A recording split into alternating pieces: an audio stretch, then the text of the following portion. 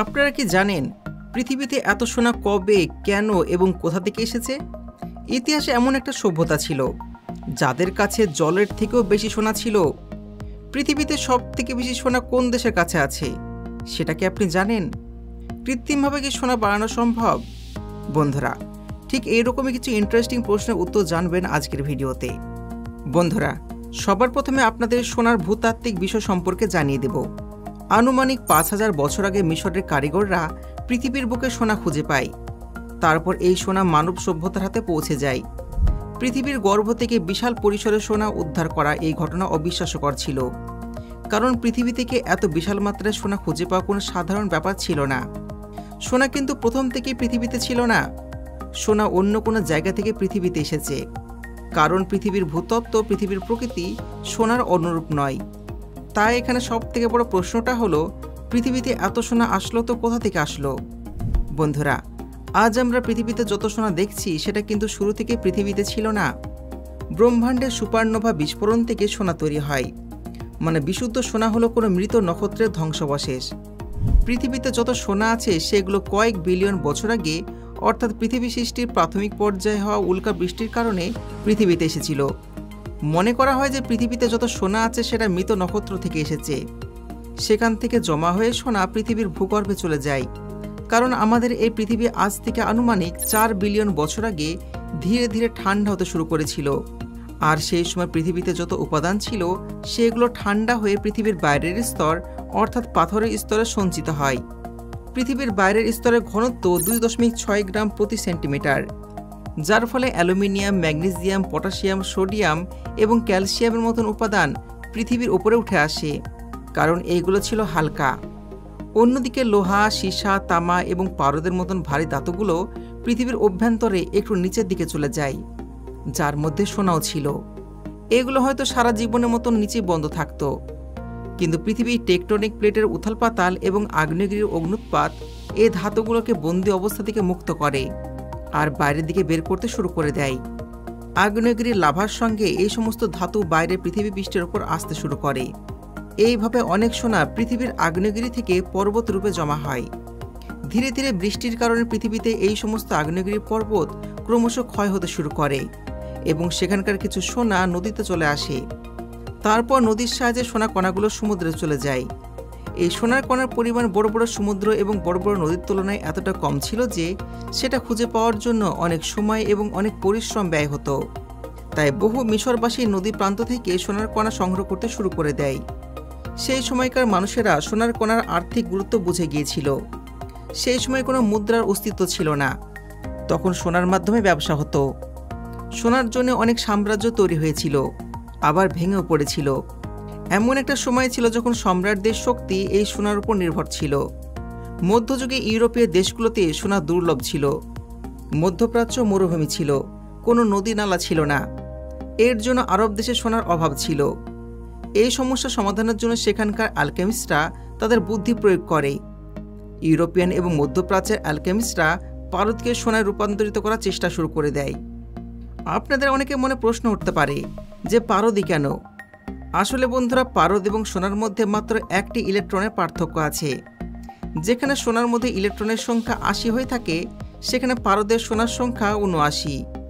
সেখানকার অ্যালকেমিস্টরা সোনা এবং পারদের মধ্যে থাকা এই একটি ইলেকট্রনের সামান্য পার্থক্যটা মুছে ফেলার কথা ভাবে, যার জন্য তারা অনেক চেষ্টাও করে। যদিও তাদের সমস্ত চেষ্টা ব্যর্থ হয়ে যায়, তাদের পক্ষে পারদকে সোনা রূপান্তরিত করা সম্ভব হয়নি। কিন্তু তাও অ্যালকেমিস্টদের প্রচেষ্টা বিফল যায়নি, কারণ তারা পারদকে সোনা রূপান্তরিত করার জন্য যে সমস্ত পরীক্ষা নিরীক্ষাগুলো করেছিল, সেখানে পারদের সঙ্গে রিয়াকশন করানোর জন্য 3টি অ্যাসিড আবিষ্কার করে ফেলেন। এগুলি ছিল সালফিউরিক অ্যাসিড, নাইট্রিক অ্যাসিড এবং হাইড্রোক্লোরিক অ্যাসিড।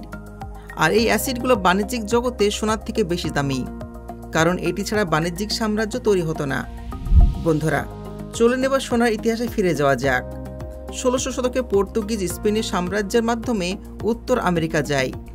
সেখানে তারা সোনার ভাণ্ডার খুঁজে পায়, আর যেটা অবিশ্বাস্য ছিল, আসলে ইউরোপিয়ানদের যাওয়ার আগে উত্তর এবং দক্ষিণ আমেরিকার কিছু সভ্যতার মানুষেরা সেখানে বসবাস করত, যারা সেখানকার প্রধান বাসিন্দা ছিল। যেমন বর্তমান সময়ে কানাডা এবং আমেরিকা যুক্তরাষ্ট্রের যেসব বাদামি বর্ণের আদিবাসীরা অবশিষ্ট আছেন, তাদেরকে রেড ইন্ডিয়ান বলা হতো। এমন একটা সম্প্রদায় দক্ষিণ আমেরিকা মহাদেশে বসবাস করত, যাদের নাম ছিল ইক্কা সভ্যতা। হাজারো বছর ধরে বিকশিত এই ইক্কা সভ্যতার চারিদিকে শুধু সোনাই ছিল। সেখানকার ভূভাগ এমনভাবে তৈরি হয়েছিল যে আগ্নেয়গিরি থেকে সব থেকে বেশি স্বর্ণ ভাণ্ডার সেখানে এসেছিল। সেখানে লোহা ছিলই না। আর ইক্কা সভ্যতার বাসিন্দারা এটাও জানতেন না যে লোহা আসলে কি জিনিস। তাই ইক্কা সভ্যতার মানুষ সবকিছুতে সোনা ব্যবহার করতেন। তাদের কাছে এতটাই সোনা ছিল যে তারা কোনো দুর্গ তৈরি করলেও সেটা সোনা দিয়ে তৈরি হতো। আর সেটা খোদাই করার জন্য ব্যবহৃত হাতুড়ি এবং কাঠও সোনা দিয়ে তৈরি করা হতো। এই সভ্যতার বাসিন্দারা সমস্ত কিছুকেই সোনা দিয়ে তৈরি করত, যেমন হাতা, চামচ, খুন্তি সব কিছুই। এই সভ্যতার আরও একটা প্রথা যেটা প্রাচীন মিশরের সভ্যতার সঙ্গে মিলে যায়। তারা মৃতদেহের সঙ্গে সোনার অলংকার চাপা দিয়ে রাখত। তবে তাদের এই সোনার ভাণ্ডারে হামলা চালানোর পর পর্তুগিজ এবং স্পেনীয় সাম্রাজ্যের বাসিন্দারা অবাক হয়ে যায়। তারা কিছুতে এটা ভেবে পাচ্ছিল না যে একটা জায়গাতে এত সোনা কিভাবে থাকতে পারে। এত সোনা আত্মসাৎ করার লোভে তারা ইক্কা সভ্যতাকে পুরোপুরিভাবে ধ্বংস করে দেয় আর সমস্ত সোনা ইউরোপে নিয়ে চলে আসে।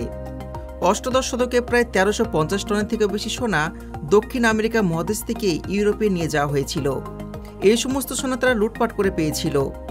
তারপর 1848 সালের 24শে জানুয়ারি জেমস মার্শাল নামের একজন ইউরোপিয়ান ব্যক্তি আমেরিকার ক্যালিফোর্নিয়া একটা নদীতে উজ্জ্বল সোনার কণা দেখতে পায়। তারপর থেকে সে স্বর্ণ অভিযান শুরু হয়ে যায়। রাতারাতি হাজার হাজার মানুষ সেখানে বসবাস করা শুরু করে দেয় আর সেখানে একটা গ্রামের নির্মাণ হয়। কিছু বছর পর এই জায়গাটা সান ফ্রান্সিসকো নামে পরিচিতি পায়। তারপর আমেরিকাতে ওই হলুদ রঙের উজ্জ্বল ধাতুর ভাণ্ডার বাড়তে শুরু করে। ক্রমশ সাইবেরিয়া এবং রাশিয়াতেও সোনার ভাণ্ডার পাওয়া যায়। তারপর সাউথ আফ্রিকাতে একটা নয়, দুটো নয়, বরং 5টা সোনার খনি পাওয়া যায়। যদিও দুর্ভাগ্যবশত আফ্রিকার বাসিন্দারা শুধুমাত্র শ্রমিক হয়ে রয়ে যায়। তারা নিজেদের সোনা নিজেরাই ব্যবহার করতে পারেনি, কারণ আমেরিকান এবং ব্রিটিশরা লুট চালিয়ে তাদেরকে শেষ করে দিয়েছে। আর এইভাবে কিছু কিছু দেশ সোনার ভাণ্ডারে পরিণত হয়েছে। বন্ধুরা, এবার আপনাদেরকে জানিয়ে দিই যে কোন দেশের কাছে সবচেয়ে বেশি সোনা আছে। অফিসিয়ালি সব থেকে বেশি সোনা আছে আমেরিকার কাছে। এর মধ্যে সব থেকে বেশি সোনা আমেরিকার সরকারের দখলে আছে। এই দেশটার কাছে 8134 টন সোনা আছে। অন্যদিকে ভারতের কাছে আনুমানিক 800 টন সোনা আছে, যার মধ্যে 760 টন সোনা আরবিআইয়ের কাছে আছে। তবে এইগুলো হলো অফিসিয়াল পরিসংখ্যা। কিন্তু আপনি কি জানেন ভারতীয় বাসিন্দাদের কাছে কত সোনা আছে? সাধারণ মানুষের সংরক্ষিত স্বর্ণ ভাণ্ডারের কথা বললে বিশ্বের কোনো দেশ আমাদের ভারতের সামনে জয়ী হতে পারবে না। আমাদের দেশে স্বর্ণখচিত মন্দিরও আছে। মন্দিরে ভূগর্ভে সোনার খনি আছে। যদিও সোনার খনি ব্যাপারে আমরা আগে থেকেই কাঙ্গাল। আমাদের দেশে নদীতেও কোনো স্বর্ণকণা পাওয়া যায় না। তাহলে ভারতে এত সোনা আসলো কিভাবে? বন্ধুরা, ভারতীয় ব্যবসায়ীরা কয়েকশো শতাব্দী ধরে দেশীয় মশলা, পোশাক এবং শিল্পকর্ম বিদেশে গিয়ে বিক্রি করতেন। সেই সময় এইসব নিত্য প্রয়োজনীয় জিনিস বর্তমান সময় পেট্রোলের থেকেও বেশি গুরুত্বপূর্ণ ছিল। এই ব্যবসায়ীরা পরবর্তীতে ভারতে কয়েক শতাব্দী ধরে সোনা নিয়ে এসেছে।